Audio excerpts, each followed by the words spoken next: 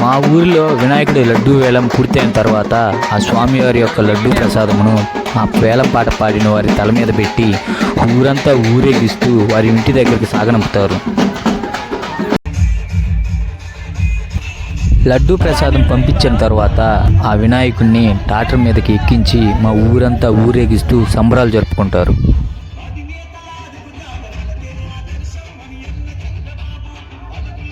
రంగురంగుల కుంకాలు చల్లుకుంటారు. Hello guys, this is Veera from Palnadu district. అందరూ ఎంతో ఉత్సాహంగా జరుపుకునే పండుగలలో వినాయక చవితి ఒకటి. ఆ ఊర్లో వినాయక చవితి ఎలా జరుపుకున్నాం, వినాయకుని నిమజ్జన సంబరాలు ఎలా జరిగాయి అనేది మీతో పంచుకోవడం కోసమే ఈ వీడియో చేశాను. ఈ సంబరాలలో భాగంగా ముఖ్య అతిథిగా మా ఎమ్మెల్యే గారి కుమారుడైన శ్రీ జోలకంటి గౌతమ్ రెడ్డి గారిని ముఖ్య అతిథిగా పిలవడం జరిగింది. ఆయన వచ్చి ఈ కార్యక్రమంలో ఎంతో ఆనందంగా పాల్గొని ఈ కార్యక్రమాన్ని విజయవంతంగా ముందుకు నడిపారు. వినాయక చవితి అంటేనే ది ఫెస్టివల్ ఆఫ్ జాయ్. ఎందుకు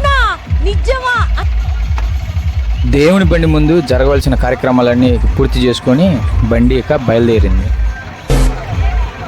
ఇక మొదలెడదామా? ఇంకేముంది, సాధారణంగా డీజే అన్న డ్యాన్సులు అన్న యూత్ తాగరు కదా. అందులో కమిటీ మెంబర్ అయినా మన బాయ్ అన్నాక యుద్ధం మొదలెట్టేశాడు. ఇక ఈ సంబరాలలో జనాలు రెండు రకాలు. ఒకటి ఏ బిడియం లేకుండా ఎరగబడి ఎగిరేవాళ్ళు. రెండో రకం ఎగరాలని బుద్ధున్నా సరే ఎగరలేరు, ఎందుకంటే వాళ్ళకి బిడి. కానీ ఆ బిడియం పోవటానికి ఒక మందు ఉందండోయ్. ఇక ఆ మందు పడిందే బిడియం ఉన్నోడికి లేనోడికి తేడాగాని రాదు. తర్వాత రోజు ఉదయం వాళ్ళకి ఆ వీరంగం గుర్తే రాదు. ఊరినాయన ఒకప్పుడు డీజేలు అంటే మగాళ్ళు రక్తాలు చిందించేవాళ్ళు. ఈ రోజుల్లో ఆడాలు కూడా మీకు ఏ విషయంలో మేము పోటీకి తగ్గమని చెప్పి వీళ్ళు ఎంత సంబరంలో మా ఫ్రెండ్ గాడికి కూడా ఎగరాలని కుతి. కానీ వాడికేమో సిగ్గు ఎక్కువ.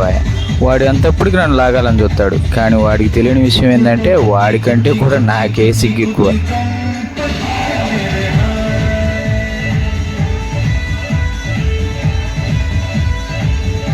పల్లెటూర్లు అన్నాక ఇరుకు విశాలమైన రెండు ప్రదేశాలు ఉంటాయి. ఎలాగోలా సర్దుకొని పోవటమే మా స్వభావం. ఎంత సంబరంలో మన బాబాయ్కి ఊపొచ్చేసింది. ఆగమన్నా ఆగకుండా స్టేజ్ ఎక్కేశాడు. ఎంత చెప్పినా అనుకుండా పిల్లని పట్టేశాడు. ఆ పాప ఊరుకునిద్దా బాబాయ్ లింగి లాగేసింది.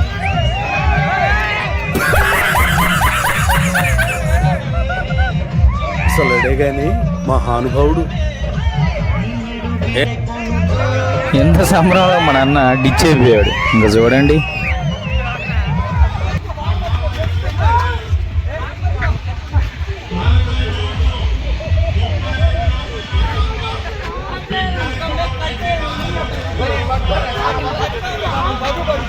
ఏయ్ బాబు లేవ్,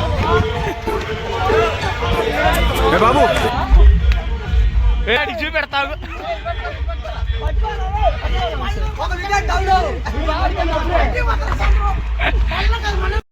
పాటలు మాత్రం ఉదయం నుంచి గమనిస్తున్నా. మంచి ఉత్సాహం మీద ఉందా. ఉత్సాహం అప్పట్లాగా డీజే బాక్సులు ఎక్కేసి మరీ డాన్సులు వేస్తుంది.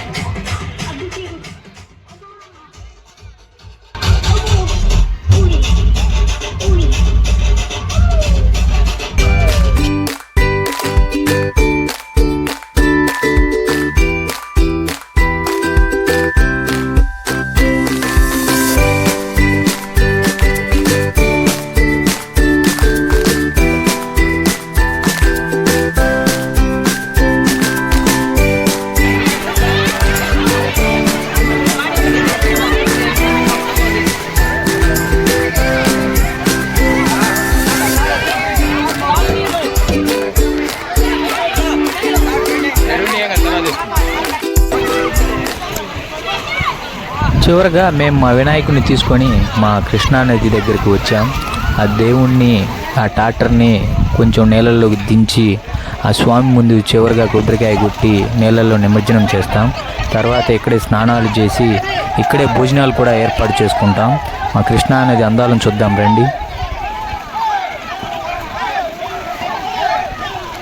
రెండు కొండల మధ్యన నిండుగా నీరుతో ఈ సూర్యాస్తమయ సమయం కనుల విందుగా, కనుల పండుగగా ఉంది కదా.